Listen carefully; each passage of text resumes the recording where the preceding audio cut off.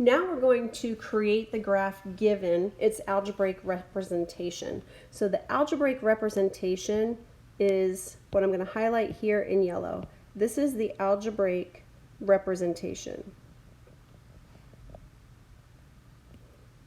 The graph is going to be the graphical representation of the same function. So we're going to have two different representations for the same function. F of x equals negative x squared minus 1. You may already know what these graphs look like, so you have a picture in your mind, but I want to bring back something that's extremely important for you to be able to do. It's a tool that you learned in the beginning of your algebra days, and it's creating a graph. Don't ever forget that when you come across an equation, you might draw a blank, and rather than get stressed out about what is that supposed to look like, I remember what it's supposed to look like, you can always make a table of values. So we're going to practice that in these two examples. We're going to make a table of values. So f of x equals negative x squared minus 1. I'm going to choose a couple of negative numbers, a couple of positive numbers. So I like to stay somewhere around 0. So I like to have 0 in the middle. So I'm going to pick a couple of negative numbers and a couple of positive numbers. I'll choose negative 2, negative 1, 0, 1, and 2.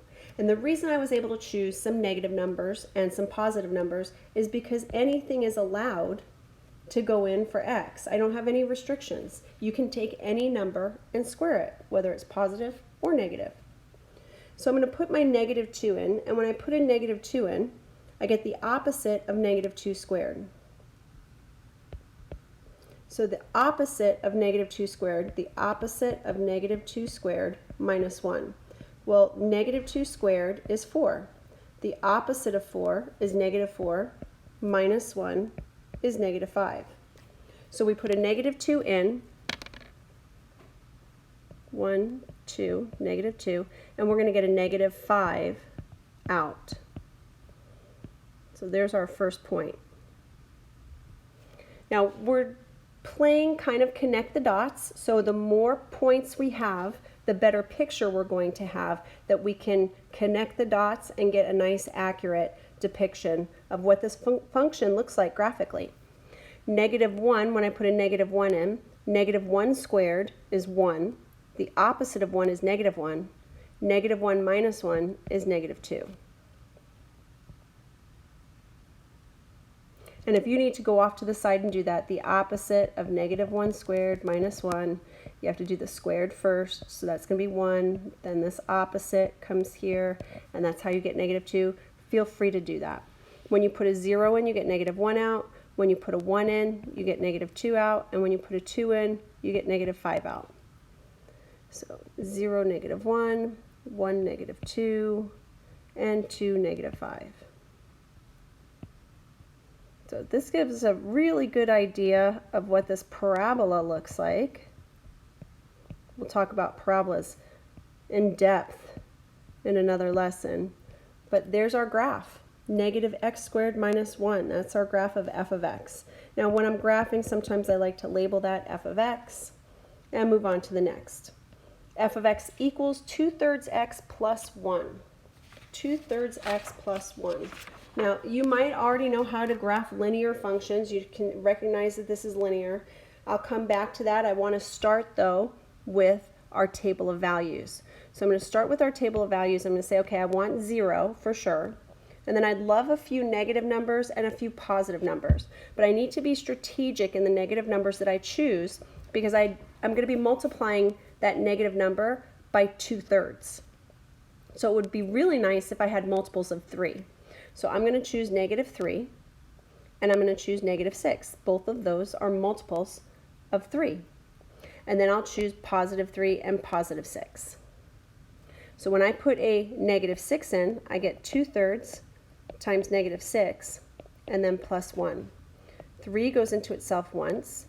3 goes into negative 6, negative 2 times. Negative 4 plus 1 is negative 3. So you put a negative 6 in, and you get a negative 3 out. Now we'll try negative 3. 2/3 times negative 3 plus 1. Well, that's going to be negative 2 plus 1 is negative 1. When we put a 0 in, we get a 1 out. When we put a 3 in, we're going to get a 3 out. And when we put a 6 in, we're going to get a 5 out. If that went too quick for you, please press pause, go off to the side, and go through the motions so that you know that you can do this on your own when you need to without a calculator. Okay. -6, 1, 2, 3, 4, 5, 6. -6, -3 would be right about there. -3, -1, 0, 1, 3, 3, and 6, 5. I'm going to use my straight edge. I'm going to connect the dots as best I can. I'll try one more time. I'd like to say that was a little bit better. I think I need to just adjust it just slightly. And there's our straight line. Now, some of you at the very beginning of this recognized that, hey, I've got a slope, and a y-intercept. So why not be able to graph it that way? You first plot your y-intercept, and then you use your slope, which is rise over run. So up 2, right 3, up 2, right 3, that's a positive slope, up 2, right 3, or down 2, left 3. That would also be a positive slope because it's a double negative. Down 2, left 3. And you would be able to plot your line just as easily, if not easier, using what you know about slope and y-intercept to graph a linear function. However, really wanted to show you that with fractions because this is pre-calculus, and in pre-calculus we need to be comfortable with fractions.